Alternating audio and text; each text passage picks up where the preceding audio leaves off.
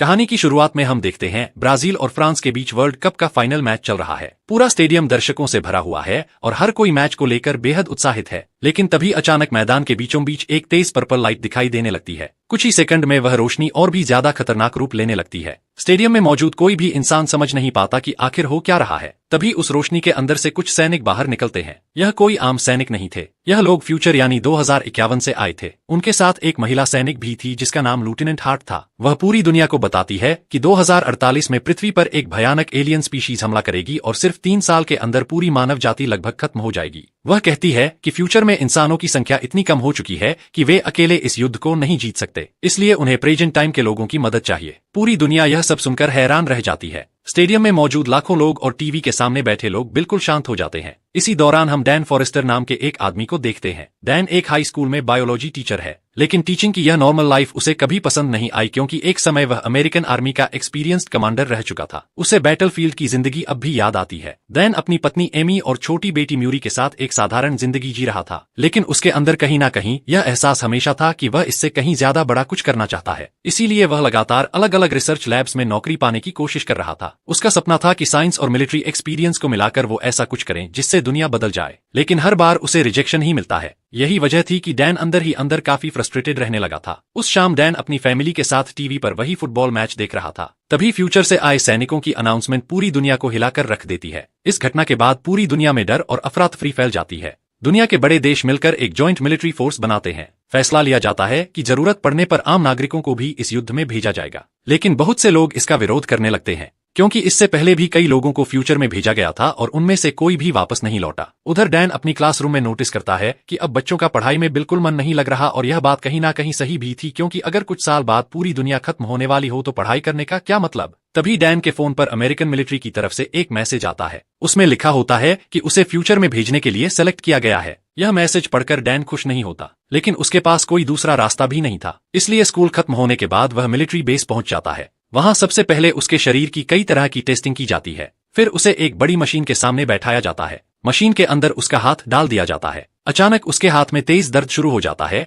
क्योंकि मशीन उसकी स्किन के नीचे कई छोटी नीडल्स डाल रही थी। डैन दर्द से तड़प उठता है। तभी एक कमांडर उसे बताता है कि उसके हाथ में एक स्पेशल ट्रैकिंग डिवाइस लगाया जा रहा है। इस डिवाइस के अंदर बेहद पावरफुल जीपीएस सिस्टम है जिसकी मदद से फ्यूचर में जाने के बाद भी कंट्रोल रूम से उसकी हर मूवमेंट ट्रैक की जा सकेगी। इसके बाद एक महिला कमांडर डैन को एक और शॉकिंग बात बताती है। वह कहती है कि रिकॉर्ड्स के अनुसार डैन की मौत 2030 में हो जाएगी, यानी उसके पास अब सिर्फ कुछ ही साल बचे हैं। अपनी मौत की तारीख सुनकर डैन कुछ देर के लिए बिल्कुल चुप हो जाता है। उसे समझ नहीं आता कि वह क्या बोले। किसी तरह खुद को संभालकर वह घर वापस आता है और सारी बातें एमी को बता देता है। यह सब सुनकर एमी का चेहरा डर से सफेद पड़ जाता है। वह डैन से कहती है कि वे इस शहर को छोड़कर कहीं दूर चले जाएंगे, लेकिन डैन उसे समझाता है कि ऐसा करना बेकार है क्योंकि उसके हाथ में लगा ट्रैकिंग डिवाइस उसे कहीं भी छुपने नहीं देगा। तब एमी कहती है कि अगर कोई उस डिवाइस को निकाल सकता है तो वह सिर्फ एक इंसान है। डैन तुरंत समझ जाता है कि वह उसके पिता जेम्स की बात कर रही है। जेम्स एक मैकेनिकल इंजीनियर और फॉर्मर सोल्जर था, लेकिन कई साल पहले वह डैन और उसकी मां को छोड़कर चला गया था। उसी दिन से डैन अपने पिता से नफरत करने लगा था।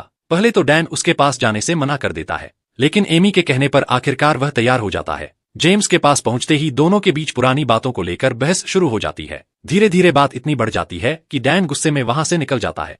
घर लौटकर वह एमी से कहता है कि अब उसके पास फ्यूचर में जाने के अलावा कोई रास्ता नहीं बचा। हालांकि वह एमी से वादा करता है कि एक फॉर्मर सोल्जर होने के नाते वह हर हाल में जिंदा वापस लौटेगा। इसके बाद डैन अपनी छोटी बेटी मूरी के कमरे में जाता है। वह उससे कहता है कि वह जल्दी वापस आ जाएगा, लेकिन छोटी मूरी समझ जाती है कि उसके पिता युद्ध पर जा रहे हैं, इसलिए वह रोने लगती है। डैन प्यार से उसके सिर पर हाथ फेरता है और फिर अपनी वाइफ और बेटी को अलविदा कहकर मिलिट्री बेस की तरफ निकल जाता है। मिलिट्री बेस पहुंचने के बाद डैन वहां बहुत सारे आम लोगों को देखता है जिन्हें फ्यूचर में भेजने की ट्रेनिंग दी जा रही थी।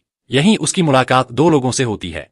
पहला था चार्ली जो एक एटमॉस्फेरिक साइंटिस्ट था और दूसरा था डोरियन जो एक फॉर्मर सोल्जर था और इससे पहले 2 बार फ्यूचर में जाकर लड़ाई लड़ चुका था। डोरियन हमेशा अपनी गर्दन में एक एलियन का नाखून पहनकर रखता था। उसके लिए वह सिर्फ एक ट्रॉफी नहीं बल्कि सर्वाइवल की याद थी।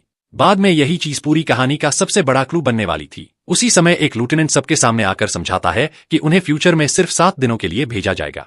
7 दिन पूरे होते ही उनके हाथ में लगा ट्रैकिंग डिवाइस उन्हें ऑटोमेटिकली वापस प्रेजेंट टाइम में ले आएगा। तभी एक महिला सवाल पूछती है कि अगर टाइम ट्रैवल मशीन मौजूद है तो लोग अटैक होने से पहले फ्यूचर में जाकर एलियंस को क्यों नहीं रोक देते। लेफ्टिनेंट जवाब देता है कि एलियंस इतने ज्यादा इंटेलिजेंट हैं कि अभी तक उनकी एग्जैक्ट लोकेशन पता नहीं चल पाई है। यहाँ तक कि उनके बारे में बहुत कम जानकारी मौजूद है। सिर्फ इतना पता चला है कि 2048 में उन्होंने रशिया के किसी नॉर्दर्न इलाके से हमला शुरू किया था और फिर धीरे धीरे पूरी दुनिया में फैल गए। वह आगे बताता है कि यह टाइम मशीन बड़ी मुश्किल से बनाई गई है, इसीलिए अभी वे सिर्फ लिमिटेड टाइमलाइन के बीच ही ट्रैवल कर सकते हैं। जब कोई पूछता है कि एलियंस दिखते कैसे हैं, तो लेफ्टिनेंट बस इतना कहता है कि उन्हें देखकर कोई भी इंसान डर से कांप उठेगा। इतना सुनते ही पूरे हॉल में सन्नाटा छा जाता है। तभी अचानक सायरन बजने लगता है, यानी फ्यूचर में जाने का समय आ चुका था। कुछ ही देर में सभी लोग उस चमकती हुई पर्पल लाइट यानी वर्म होल के अंदर प्रवेश करने लगते हैं। लेकिन ठीक उसी समय कंट्रोल रूम में अलार्म बज उठता है। टाइम मशीन में एक डेंजरस टेक्निकल प्रॉब्लम आ जाती है। ऑपरेटर्स तुरंत प्रोसेस को रोकने की कोशिश करते हैं, लेकिन तब तक बहुत देर हो चुकी थी। सारे लोग वार्म होल के अंदर जा चुके थे। मशीन उन्हें फ्यूचर में तो पहुंचा देती है, लेकिन उन्हें जमीन से कुछ फीट ऊपर ड्रॉप करने की जगह सैकड़ों फीट ऊपर आसमान में छोड़ देती है। अचानक हवा में प्रकट होकर लोग सीधे नीचे गिरने लगते हैं। ज्यादातर लोग इतनी ऊंचाई से गिरकर मौके पर ही मर जाते हैं, लेकिन किस्मत से डैन, चार्ली, डोरियन और कुछ दूसरे लोग एक बिल्डिंग के स्विमिंग पूल में गिरते हैं, जिसकी वजह से उनकी जान बच जाती है। पूल से बाहर निकलने के बाद डैन चारों तरफ नजर डालता है। पूरा मायामी सिटी आग में जल रहा था। आसमान धुएं से ढका हुआ था। हर तरफ डिस्ट्रक्शन दिखाई दे रहा था और सबसे डरावनी बात थी वह अजीब आवाजें। किसी अनजान जानवर जैसी भयानक गुर्राहट लगातार सुनाई दे रही थी। यह आवाज किसी भी नॉन एनिमल जैसी नहीं थी। तभी फ्यूचर मिलिट्री का एक लेफ्टिनेंट उनसे संपर्क करता है। वह बताता है कि एलियंस ने पूरे इलाके पर कब्जा कर लिया है और इस सिटी को अब बचाया नहीं जा सकता। इसलिए एयरफोर्स कुछ ही देर में पूरे शहर पर बॉम्बिंग करने वाली है, ताकि एलियंस के साथ साथ सब कुछ खत्म किया जा सके। लेकिन बॉम्बिंग शुरू होने से पहले एक जरूरी मिशन पूरा करना था। लेफ्टिनेंट बताता है कि एक रिसर्च लैब में कुछ साइंटिस्ट फंसे हुए हैं। बॉम्बिंग शुरू होने से पहले उन्हें रेस्क्यू करके शहर से बाहर निकालना जरूरी है। डन का मिलिट्री बैकग्राउंड देखकर लेफ्टिनेंट उसे इस मिशन की कमांड दे देता है। डन तुरंत अपनी टीम को लेकर रिसर्च लैब की तरफ बढ़ता है। लैब के अंदर का नजारा बेहद डरावना था। पूरा रिसर्च सेंटर बुरी तरह तबाह हो चुका था। हर तरफ टूटे हुए सामान और खून के निशान पड़े थे। टीम धीरे धीरे अंदर बढ़ती है। तभी अचानक डैन ऊपर सीलिंग की तरफ फ्लैशलाइट डालता है और सभी लोग डर से जम जाते हैं। कई इंसानों की लाशें ऊपर लटकाई गई थी। डैन तुरंत लेफ्टिनेंट को इस बारे में बताता है। तब उन्हें समझ आता है कि यही वह साइंटिस्ट थे जिन्हें रेस्क्यू करना था, और क्योंकि एलियंस अपने शिकार को यहीं छोड़कर गए थे, इसका मतलब साफ था कि वे जल्द ही वापस आने वाले हैं। लेफ्टिनेंट तुरंत आदेश देता है कि जितनी जल्दी हो सके लैब के सारे डाटा और केमिकल्स लेकर वहां से निकल जाओ। डन और उसकी टीम बिना समय गवाए काम शुरू कर देते हैं। लेकिन तभी खबर मिलती है कि एयरफोर्स बॉम्बिंग शुरू करने के लिए निकल चुकी है, यानी उनके पास सिर्फ 6 मिनट बचे थे। सब लोग जल्दी जल्दी जरूरी डाटा और केमिकल्स लेकर सीढ़ियों से नीचे उतरने लगते हैं। लेकिन यही फैसला उनकी जिंदगी बदलने वाला था। सीढ़ियों से उतरते वक्त अचानक सबकी नजर ऊपर जाती है। डन जैसे ही फ्लैशलाइट ऊपर डालता है, वहां एक एलियन चुपचाप बैठा दिखाई देता है। उसका शरीर हवा में लटकते टेंटेक्स की तरह हिल रहा था। यही थे व्हाइट स्पाइक्स। उनका अपीयरेंस इतना क्रीपी था कि सभी लोग डर से कांप उठते हैं। अगले ही पल उस एलियन के टेंटकल से एक तेज नीडल जैसी चीज गोली की रफ्तार से निकलती है और एक आदमी के सीने को चीर देती है। वह आदमी वहीं मर जाता है। डन तुरंत फायरिंग शुरू कर देता है। बाकी लोग भी एलियंस पर गोलियां चलाने लगते हैं।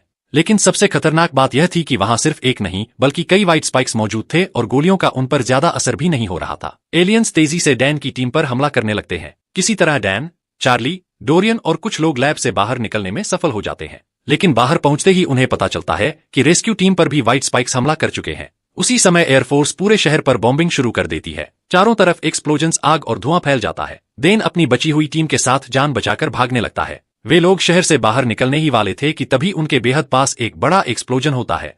ब्लास्ट की ताकत से सभी लोग दूर जाकर गिरते हैं और डैन की आंखों के सामने अंधेरा छा जाता है। कुछ समय बाद डैन की आंख खुलती है। वह खुद को एक बिल्कुल अलग जगह पर पाता है। उसके पास चार्ली भी बेहोश पड़ा था। दोनों बाहर निकलकर देखते हैं कि यह एक मिलिट्री बेस है। वहीं बाहर उन्हें डोरियन भी दिखाई देता है। डोरियन बताता है कि उनके साथ आए ज्यादातर लोग मारे जा चुके हैं। तभी 2 सैनिक डैन को लेफ्टिनेंट के पास ले जाते हैं। लेफ्टिनेंट लैब से डाटा और केमिकल्स लाने के लिए डैन को धन्यवाद देती है। लेकिन डैन को उसे देखकर अजीब सा एहसास होता है, जैसे वह उसे पहले कहीं देख चुका हो। इसीलिए वह उससे पूछ बैठता है कि वह कहां से है। लेफ्टिनेंट हल्की सी मुस्कान के साथ जवाब देती है, वहीं से जहां से तुम आए हो। बस इतना सुनते ही डन सब समझ जाता है। वो लेफ्टिनेंट कोई और नहीं बल्कि उसकी अपनी बेटी मुरी फॉरेस्टर थी, यानी फ्यूचर की ग्रोन अप मुरी। अपनी छोटी बेटी को फ्यूचर में एक मिलिट्री रिसर्च लीडर के रूप में देखकर डैन भावुक हो जाता है। उसे अपनी बेटी पर गर्व महसूस होता है। लेकिन मुरी की आंखों में एक अलग तरह की उदासी थी। वह डैन को बताती है कि उसे यहाँ बुलाने की एक खास वजह है और सही समय आने पर वह सब कुछ बता देगी। इसके बाद म्यूरी उसे बेस के अंदर ले जाती है और एक खास एलियन की तस्वीर दिखाती है। यह एलियन बाकी व्हाइट स्पाइक से थोड़ा अलग था। मुरी बताती है कि यह एक फीमेल व्हाइट स्पाइक है और अब तक सिर्फ एक ही फीमेल देखी गई है। वह जमीन के नीचे नेस्ट बनाती है और वहीं से बाकी व्हाइट स्पाइक्स पैदा होते हैं। मेल व्हाइट स्पाइक्स हमेशा उसकी रक्षा करते हैं। बिल्कुल मधुमक्खियों की कॉलोनी की तरह। मोरी आगे बताती है कि साइंटिस्ट्स ने एक टॉक्सिन तैयार किया है जो मेल एलियंस को मार सकता है, लेकिन फीमेल इतनी ज्यादा पावरफुल है कि टॉक्सिन उस पर असर नहीं करता। इसलिए अब उनका प्लान है फीमेल को जिंदा पकड़कर लैब में लाया जाए ताकि उसके शरीर का स्टडी करके ऐसा टॉक्सिन बनाया जा सके जो उसे भी मार सके। अगर फीमेल मर गई तो व्हाइट स्पाइक्स की पूरी स्पीशीज खत्म की जा सकती है। मुरी चाहती थी कि डैन इस मिशन में उसकी मदद करे।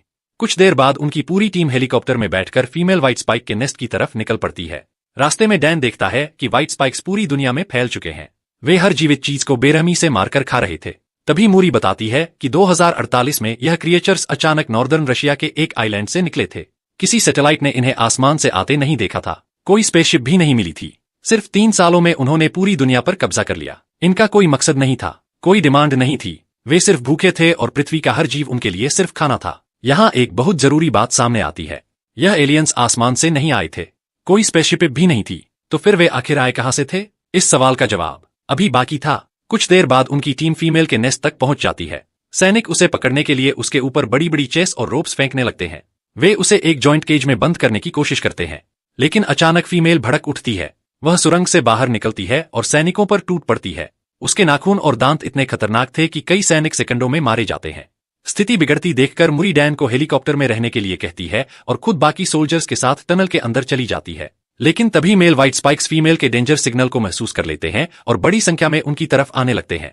दिन अब चुप बैठ नहीं पाता, वह भी टनल के अंदर उतर जाता है। बहुत मुश्किल और जानलेवा संघर्ष के बाद आखिरकार वे लोग फीमेल को केज में बंद करने में सफल हो जाते हैं। फिर एक हेलीकॉप्टर उस केज को उठाकर वहां से दूर ले जाता है, लेकिन खतरा अभी खत्म नहीं हुआ था। मेल व्हाइट स्पाइक्स झुंड बनाकर सोल्जर्स पर हमला करने लगते हैं। डैन और मुरी किसी तरह वहां से निकलकर एक बीच तक पहुंचते हैं। वहां वे फ्लेयर गन चलाकर मदद का सिग्नल भेजते हैं।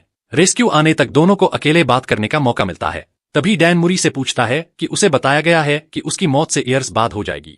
वह जानना चाहता था कि आखिर ऐसा कैसे हुआ और उसके बाद एमी और मुरी के साथ क्या हुआ। यह सवाल सुनते ही मुरी की आंखें भर आती हैं। वह बताती है कि डैन अपने ड्रीम जॉब को हासिल ना कर पाने की वजह से अंदर ही अंदर टूट गया था। जब मुरी 12 साल की थी तब डैन ने एमी और मुरी को छोड़ दिया था। हालांकि इतने सब के बाद भी एमी को हमेशा भरोसा था कि डैन एक अच्छा इंसान है। लेकिन जब म्यूरी 16 साल की हुई तब डैन एक कार एक्सीडेंट में मारा गया। यह सब बताते हुए मुरी कहती है, अब तुम सच जान चुके हो, कोशिश करना कि वही गलती दोबारा मत करना क्योंकि मैं तुम्हें खोना नहीं चाहती। अपनी बेटी की बातें सुनकर डैन पूरी तरह टूट जाता है। उसे विश्वास ही नहीं होता कि फ्यूचर में वह इतना बदल जाएगा। कुछ देर बाद रेस्क्यू हेलीकॉप्टर वहां पहुंच जाता है और उन्हें वापस बेस पर ले जाता है। डैन और मोरी फीमेल व्हाइट स्पाइक को लेकर समुद्र के बीच बने आखिरी रिसर्च बेस पर पहुंचते हैं। यही इंसानों का आखिरी मेजर रिसर्च सेंटर था जहां दुनिया के अलग अलग देशों के सैनिक और साइंटिस्ट मिलकर काम कर रहे थे। फीमेल एलियन को भारी चैन से बांध दिया जाता है और हर घंटे उसे बेहोश करने वाला इंजेक्शन दिया जाता है ताकि वह कंट्रोल में रहे। इसके बाद मूरी उसके ब्लड पर लगातार एक्सपेरिमेंट्स शुरू कर देती है। धीरे धीरे डैन के फ्यूचर में आने के 6 दिन पूरे हो जाते हैं। अगले दिन उसे वापस प्रेजेंट में लौटना था, इसलिए वह भी मूरी की मदद करने लगता है। पूरी रात दोनों फादर और डॉटर मिलकर फीमेल के ब्लड पर अलग अलग टॉक्सिन्स टेस्ट करते रहते हैं और आखिरकार सुबह के समय उनकी मेहनत सफल हो जाती है। वे एक ऐसा टॉक्सिन बना लेते हैं जो फीमेल व्हाइट स्पाइक को भी मार सकता था। लेकिन ठीक उसी समय फीमेल व्हाइट स्पाइक अचानक जाग जाती है। इसके साथ ही पूरे रिसर्च बेस में अलार्म बजने लगता है क्योंकि लाखों मेल व्हाइट स्पाइक्स समुद्र पार करके फीमेल को बचाने के लिए आ रहे थे। सबसे डरावनी बात यह थी कि वे सिर्फ जमीन पर ही नहीं बल्कि पानी में भी बेहद तेजी से तैर सकते थे। उनकी संख्या इतनी ज्यादा थी कि उन्हें रोक पाना लगभग नामुमकिन था। कुछ ही देर में कई व्हाइट स्पाइक्स रिसर्च बेस के अंदर घुस आते हैं। उधर डैन के प्रेजेंट टाइम में वापस लौटने का काउंटडाउन भी शुरू हो चुका था। उसके पास सिर्फ कुछ ही मिनट बचे थे। तभी मुरी आखिरकार उसे बताती है कि उसे यहाँ बुलाने की असली वजह क्या थी। वह कहती है कि फ्यूचर में एलियंस की संख्या इतनी ज्यादा बढ़ चुकी है कि उनके पास मौजूद टॉक्सिन पर्याप्त नहीं है, इसलिए वह चाहती है कि डैन इस टॉक्सिन को लेकर वापस प्रेजेंट में जाए और वहां साइंटिस्ट्स के साथ मिलकर इसे बड़े स्तर पर तैयार करें। क्योंकि प्रेजेंट टाइम में अभी रिसोर्सेज भी हैं और समय भी। अगर समय रहते तैयारी हो जाए तो शायद एलियंस के अटैक से पहले ही उन्हें रोका जा सकता है। डन उसकी बात मान लेता है, लेकिन वह अपनी बेटी को छोड़कर अकेले जाने के लिए तैयार नहीं था। वह तय करता है कि मूरी को भी अपने साथ प्रेजेंट में लेकर जाएगा। इसके बाद म्यूरी उसे हेलीकॉप्टर की तरफ ले जाने लगती है ताकि रिटर्न प्रोसेस शुरू होने तक वे लोग आसमान में सुरक्षित रह सकें। लेकिन तभी मेल व्हाइट स्पाइक्स फीमेल तक पहुंच जाते हैं और उसकी चेन्स तोड़कर उसे आजाद कर देते हैं। डन और मूरी हेलीकॉप्टर के काफी करीब पहुंच चुके थे, लेकिन अचानक फीमेल पीछे से हमला कर देती है और मूरी बुरी तरह घायल हो जाती है। अब उसके लिए आगे बढ़ना मुश्किल हो जाता है। तभी म्यूरी अपने हाथ में पकड़ा टॉक्सिन डैन को दे देती है और कहती है, एक बार फिर तुम्हारे पास आकर अच्छा लगा डैड, मैं वैसी ही बनी ना जैसी तुम चाहते थे। उसकी आंखों में आंसू थे। वह आगे कहती है, आई लव यू डैड। यह सुनकर डैन की आंखें भी भर आती हैं। असल में मूरी समझ चुकी थी कि शायद अब वह नहीं बच पाएगी। उसी समय फीमेल व्हाइट स्पाइक वहां पहुंच जाती है, लेकिन इससे पहले कि वह कुछ कर पाती एक बड़ा एक्सप्लोजन होता है और पूरा प्लेटफॉर्म टूटकर समुद्र में गिरने लगता है। मुरी भी फीमेल के साथ नीचे गिरने लगती है और नीचे हजारों मेल व्हाइट स्पाइक्स उनका इंतजार कर रहे थे। देन बिना एक सेकंड गवाए अपनी बेटी को बचाने के लिए नीचे छलांग लगा देता है, लेकिन वह उसे पकड़ पाता उससे पहले ही उसका समय खत्म हो जाता है। अचानक एक तेज झटका लगता है और अगले ही पल डैन फ्यूचर से प्रेजेंट टाइम में वापस लौट आता है। वापस आते ही वह जमीन पर गिरकर बेहोश हो जाता है। कुछ देर बाद जब उसकी आंख खुलती है तो वह तुरंत सैनिकों से कहता है कि टॉक्सिन को बड़ी मात्रा में बनाकर फ्यूचर में भेजा जाए, लेकिन तभी एक सैनिक उसे रोकते हुए बताता है कि अब ऐसा करना संभव नहीं है क्योंकि फ्यूचर में एलियंस ने टाइम मशीन को डिस्ट्रॉय कर दिया है। अब कोई भी इंसान फ्यूचर में नहीं जा सकता। यह सुनते ही डैन पूरी तरह टूट जाता है। उसे समझा जाता है कि फ्यूचर वाली मुरी अब जिंदा नहीं बची। इस युद्ध से चार्ली और डोरियन भी किसी तरह बचकर वापस आ चुके थे। मिलिट्री बेस से बाहर निकलते ही डैन को एमी दिखाई देती है। डैन को जिंदा देखकर एमी उसे कसकर गले लगा लेती है, लेकिन घर वापस आने के बाद भी डैन के मन को शांति नहीं मिलती। वह पूरी रात छोटी मुरी के कमरे में बैठा रहता है। अपनी सोती हुई बेटी को देखकर उसे बार बार फ्यूचर वाली मुरी याद आती है, क्योंकि अब वह जान चुका था कि आगे चलकर उसकी बेटी क्या बनने वाली है। तभी एमी उसके पास आती है और पूछती है कि फ्यूचर में आखिर क्या हुआ था। इसके बाद डैन उसे पूरी कहानी बताता है, फ्यूचर एलियंस, मूरी, टॉक्सिन, सब कुछ। यह सब सुनकर एमी की आंखों में भी आंसू आ जाते हैं। डैन कहता है कि उसके पास टॉक्सिन तो है, लेकिन उसे समझ नहीं आ रहा कि अब वह इसका क्या करे।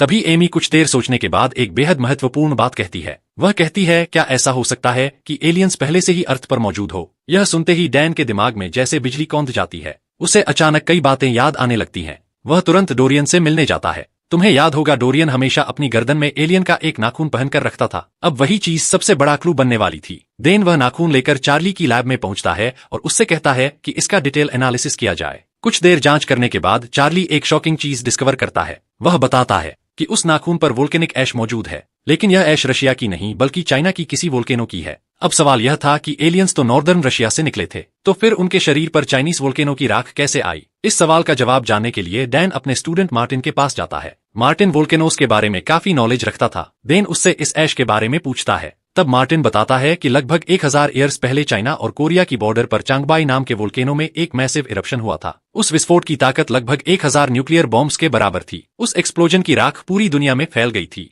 और रशिया के बर्फीले इलाकों में आज भी वो वोल्केनिक ऐश ग्लेशियर्स के नीचे दबी हुई मौजूद है। डन तुरंत मार्टिन से पूछता है कि रशिया के किस इलाके में वो वोल्केनिक ऐश सबसे ज्यादा जमा हुई थी। मार्टिन अपने लैपटॉप पर ग्लेशियर का मैप खोलता है और एक स्पेसिफिक जगह दिखाता है। उसी पल डैन के दिमाग में पूरी तस्वीर साफ हो जाती है। वह समझ जाता है कि एलियंस हजारों सालों से अर्थ पर ही मौजूद थे। एक्सट्रीम कोल्ड की वजह से वे ग्लेशियर्स के नीचे बर्फ में फंसे हुए थे, इसीलिए किसी सैटेलाइट ने उन्हें स्पेस से आते हुए नहीं देखा। लेकिन ग्लोबल वार्मिंग की वजह से 2048 तक उन ग्लेशियर्स की बर्फ पिघल जाएगी और उसी के साथ एलियंस भी आजाद हो जाएंगे। यानी अब डैन के पास उनकी एग्जैक्ट लोकेशन मौजूद थी। अगर उसका अंदाजा सही था तो अभी भी वे एलियंस बर्फ के नीचे कैद थे और उनके पास मौजूद टॉक्सिन का इस्तेमाल करके उन्हें अभी खत्म किया जा सकता था। देन यह जानकारी लेकर गवर्नमेंट के पास जाता है, लेकिन वहां उसे कोई खास मदद नहीं मिलती क्योंकि उस समय अमेरिका और रशिया के बीच रिलेशंस अच्छे नहीं थे, इसलिए ऑफिशियली रशिया जाना लगभग इम्पॉसिबल था। अब उन्हें कोई दूसरा रास्ता ढूंढना था। तभी डैन को अपने पिता जेम्स की याद आती है। वह अपने सारे गुस्से और पुराने दर्द को भूलकर जेम्स के पास मदद मांगने जाता है। इस बार वह उसे पूरी सच्चाई बता देता है। फ्यूचर एलियंस, टॉक्सिन, सब कुछ सब सुनने के बाद जेम्स भी उसकी मदद करने के लिए तैयार हो जाता है। इसी बीच फ्यूचर से वापस आए कुछ सोल्जर्स टॉक्सिन को बड़ी मात्रा में तैयार कर लेते हैं। सब तैयारी पूरी होने के बाद डैन, जेम्स, चार्ली और बाकी लोग रशिया के उस ग्लेशियर की तरफ रवाना हो जाते हैं। कुछ समय बाद वे लोग उस बर्फीले इलाके में पहुंच जाते हैं। वहां पहुंचकर वे अलग अलग जगहों पर सर्च शुरू करते हैं। काफी देर तलाश करने के बाद वे एक अजीब सी जगह पर पहुंचते हैं। वहां किसी भी इलेक्ट्रॉनिक डिवाइस का सिग्नल ठीक से काम नहीं कर रहा था। कंपेस भी लगातार डिस्टर्ब हो रहा था। कुछ आगे बढ़ते ही उन्हें जमीन में एक विशाल गड्ढा दिखाई देता है। उसे देखकर सभी समझ जाते हैं कि एलियन स्पेसरशिप शायद इसी ग्लेशियर के नीचे दबी हुई है। इसीलिए वे ग्रेनेड्स का इस्तेमाल करके आसपास की बर्फ में एक्सप्लोजन्स करते हैं। ब्लास्ट के बाद नीचे जाने का रास्ता बन जाता है। फिर डैन अपनी टीम को लेकर उस गहरी दरार के अंदर उतरता है। कुछ दूर नीचे जाने के बाद वे लोग बर्फ के अंदर फंसी हुई एक विशाल स्पेसशिप देखते हैं। यही वह स्पेसशिप थी। अब उनके पास प्रूफ भी था, लेकिन क्योंकि गवर्नमेंट ने उनकी बात नहीं मानी थी, इसलिए उन्होंने फैसला किया कि वे खुद ही सब खत्म करेंगे। इसके बाद वे स्पेसशिप को काटकर उसके अंदर प्रवेश करते हैं। डैन के पिता जेम्स और चार्ली बाहर रुककर निगरानी करने लगते हैं। उधर स्पेसशिप के अंदर जाते ही सभी लोग हैरान रह जाते हैं। कॉकपिट में एक डेड एलियन उल्टा लटका हुआ था, लेकिन यह क्रचर व्हाइट स्पाइक्स जैसा बिल्कुल नहीं दिखता था। यह एक पूरी तरह अलग एलियन स्पीशीज थी। थोड़ा आगे बढ़ने पर वे लोग एक जॉइंट हाइबरनेशन चेंबर तक पहुंचते हैं। वहीं बड़ी बड़ी पॉट्स के अंदर व्हाइट स्पाइक्स मौजूद थे। यहीं पूरी सच्चाई सामने आती है। असल में यह स्पेसशिप उस दूसरी एलियन स्पीशीज की थी और व्हाइट स्पाइक्स कोई नेचुरल क्रिएचर्स नहीं थे, वे बायोलॉजिकल वेपन्स थे। उन एलियंस ने उन्हें दूसरे प्लैनेट्स की लाइफ खत्म करने और प्लैनेट्स पर कब्जा करने के लिए बनाया था, लेकिन अर्थ उनका टारगेट नहीं था। दुर्भाग्य से उनका स्पेसशिप एक्सीडेंटली पृथ्वी पर क्रैश हो गया। क्रैश में स्पेसशिप का पायलट मर गया, लेकिन उसके साथ मौजूद व्हाइट स्पाइक्स अपनी हाइबरनेशन पॉड्स के अंदर जिंदा बचे रहे और फ्यूचर में जब ग्लेशियर्स पिघलते तभी वे बाहर निकलकर पूरी अर्थ पर हमला करते। अब सच्चाई पूरी तरह सामने आ चुकी थी, इसलिए डैन और उसकी टीम बिना देर किए टॉक्सिन निकालते हैं। वे कुछ हाइबरनेशन पॉड्स के अंदर टॉक्सिन इंजेक्ट कर देते हैं। कुछ ही सेकंड में अंदर मौजूद व्हाइट स्पाइक्स मरने लगते हैं, लेकिन तभी एक डेंजरस प्रॉब्लम शुरू हो जाती है। कुछ एलियंस की मौत का सिग्नल बाकी व्हाइट स्पाइक्स तक पहुंच जाता है और एक एक करके बाकी पॉड्स भी खुलने लगते हैं। अब बड़ी संख्या में व्हाइट स्पाइक्स जाग रहे थे। स्थिति तेजी से कंट्रोल से बाहर जा रही थी। डैन और उसकी टीम समझ नहीं पा रही थी कि अब क्या किया जाए, क्योंकि गोलियों का उन पर बहुत कम असर हो रहा था। इसी दौरान उन्हें पता चलता है कि स्पेसशिप में सिर्फ एक नहीं बल्कि कई और हाइबरनेशन चेंबर्स मौजूद हैं, यानी यहाँ एलियंस की संख्या उनकी सोच से कहीं ज्यादा थी। स्थिति को देखकर डोरियन फैसला करता है कि किसी को बाहर जाकर बाकी एलियंस को रोकना होगा। वह डैन से कहता है कि वह बाहर निकल जाए, क्योंकि कुछ व्हाइट स्पाइक्स पहले ही स्पेसशिप से भाग चुके हैं और अगर वे बाहर निकल गए तो पूरी दुनिया फिर खतरे में पड़ जाएगी। डैन पहले मना करने की कोशिश करता है, लेकिन डोरियन की आंखों में देखकर वह समझ जाता है कि उसने अपना फैसला कर लिया है। डोरियन और फ्यूचर के कुछ सोल्जर्स वहीं रुककर बाकी एलियंस को रोकने का फैसला करते हैं। मजबूरी में डैन बाहर निकल जाता है और जैसे ही वह स्पेसशिप से बाहर आता है, अगले ही पल अंदर एक विशाल एक्सप्लोजन होता है। पूरा स्पेसशिप आग और धमाके में गिर जाता है। डोरियन और बाकी सोल्जर्स खुद को सैक्रिफाइस करके व्हाइट स्पाइक्स को खत्म कर चुके थे। उधर डैन बिना एक सेकंड गंवाए जेम्स और चार्ली के पास पहुंचता है। तब वे उसे बताते हैं कि बाहर निकलकर भागे हुए लगभग सभी व्हाइट स्पाइक्स को मार दिया गया है, लेकिन उनमें से एक बड़ा एलियन भागने में सफल हो गया। डैन तुरंत समझ जाता है कि वह फीमेल व्हाइट स्पाइक है। अगर वह बच गई तो फिर सब कुछ दोबारा शुरू हो सकता है, इसलिए वे लोग तुरंत उसके फुटप्रिंट्स को फॉलो करना शुरू करते हैं। कुछ देर बाद वे आखिरकार उस फीमेल तक पहुंच जाते हैं। सबसे पहले जेम्स दूर से स्नाइपर राइफल से उस पर हमला करना शुरू करता है ताकि उसका ध्यान भटक सके। इसी मौके का फायदा उठाकर डैन सीधे उस फीमेल पर झपट पड़ता है और फिर शुरू होती है एक जबरदस्त लड़ाई। फीमेल व्हाइट स्पाइक बेहद ताकतवर थी। वह लगातार डैन पर हमला कर रही थी, लेकिन डैन और जेम्स दोनों मिलकर उसे रोकने की पूरी कोशिश करते हैं। काफी संघर्ष के बाद आखिरकार डैन मौका देखकर उसके शरीर में टॉक्सिन इंजेक्ट कर देता है। टॉक्सिन असर करना शुरू कर देता है। फीमेल का हाथ धीरे धीरे गलने लगता है, लेकिन यह क्रिएचर इतना ज्यादा इंटेलिजेंट था कि वह अपना गलता हुआ हाथ खुद ही काटकर अलग कर देती है। अब सिचुएशन फिर से डेंजरस हो चुकी थी।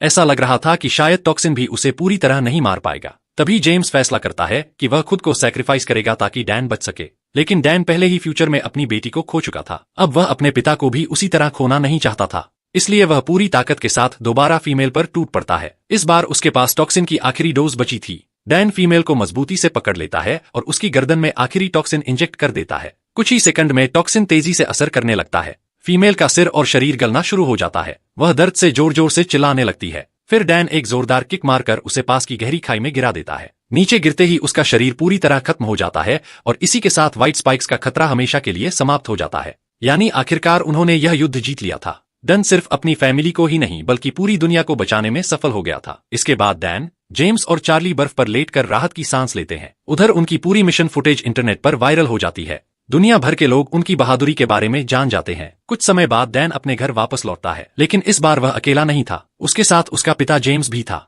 यानी इतने सालों से उनके बीच जो गुस्सा और दूरियां थी वे अब खत्म हो चुकी थी। और सबसे बड़ी बात, अब डैन फ्यूचर की सच्चाई जान चुका था। उसे पता था कि अगर उसने अपनी फैमिली को छोड़ दिया तो आगे क्या होगा। इसलिए अब उसने फैसला कर लिया था कि वह कभी वही गलती दोबारा नहीं करेगा। वह हमेशा अपनी वाइफ और बेटी के साथ रहेगा। इसके साथ ही इस कहानी का अंत हो जाता है और आखिरकार ह्यूमैनिटी एक ऐसे खतरे से बच जाती है जो फ्यूचर में पूरी दुनिया को खत्म कर सकता।